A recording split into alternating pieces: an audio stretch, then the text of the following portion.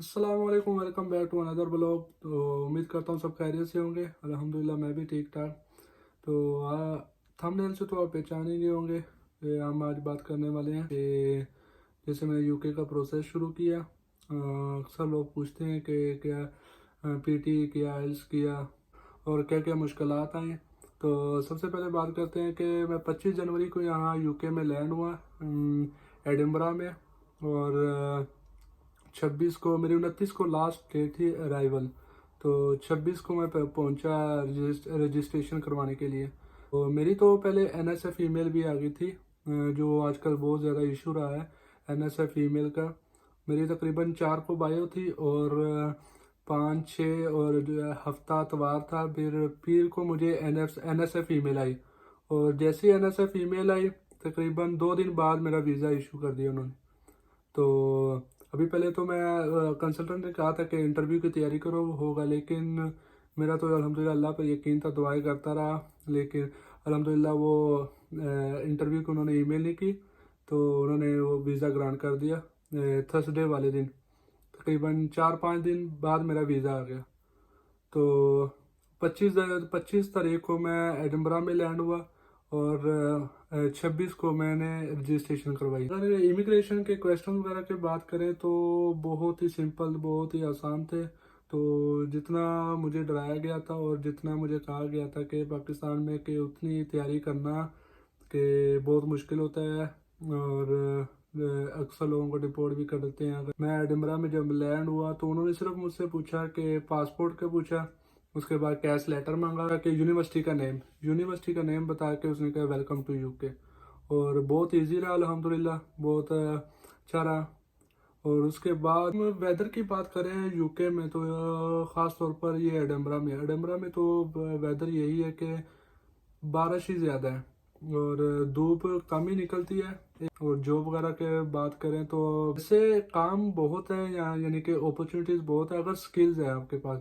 Skills क्या है, एक तो ड्राइविंग आती हो, दूसरा कि कटिंग कटिंग का बहुत काम है, उसके बाद प्लम्बरिंग।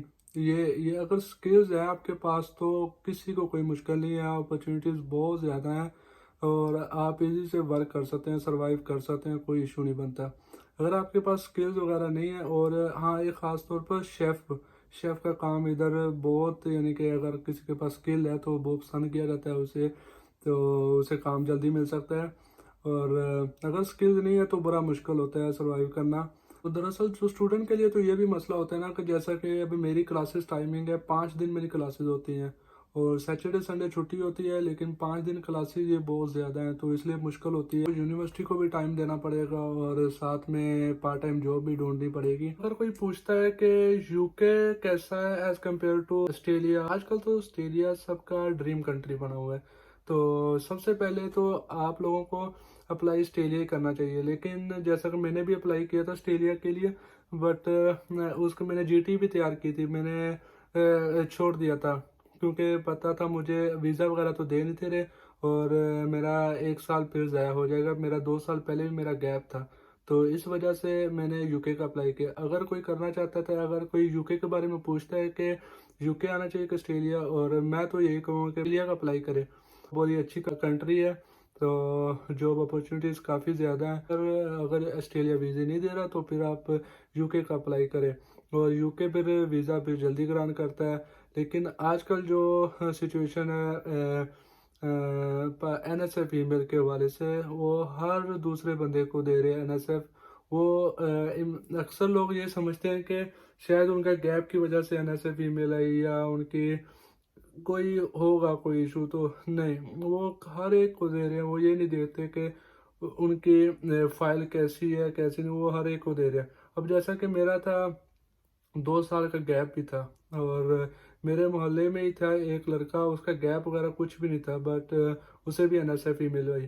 तो उसने भी प्रायोरिटी अप्लाई किया था वीज़ा और मैंने भी, और मुझे भी एनएसएफ ईमेल आई, बट मुझे 2 दिन बाद मेरा वीज़ा उन्होंने ग्रांट कर दिया और उसका इंटरव्यू उन्होंने कर रख दिया। तो इसलिए एनएसएफ ईमेल की कोई टेंशन नहीं, बस अल्लाह पाक से मांगते रहें, दुआ करते रहें, तो वो हो जाएगा क्लियर। या इंटरव्यू भेज देंगे या फिर इंटरव्यू के बगैर भी आपको वीज़ा ग्रांट कर देंगे। तो इसलिए एनएसएफ ईमेल की अक्सर लोग पूछते हैं कि इसकी कोई ट्रिक स्ट्रेटजी क्या है। तो इसकी कोई ट्रिक नहीं, कोई स्ट्रेटजी नहीं है। ये सिर्फ अल्लाह पाक से मांगते रहे, दुआ करते रहे, तो इंशाल्लाह वो हल हो जाएगा इशू। और इसका और कोई ट्रिक नहीं है कि अगर कंसल्टेंट आपको बताए ये करना है वो करना है, कुछ भी नहीं है।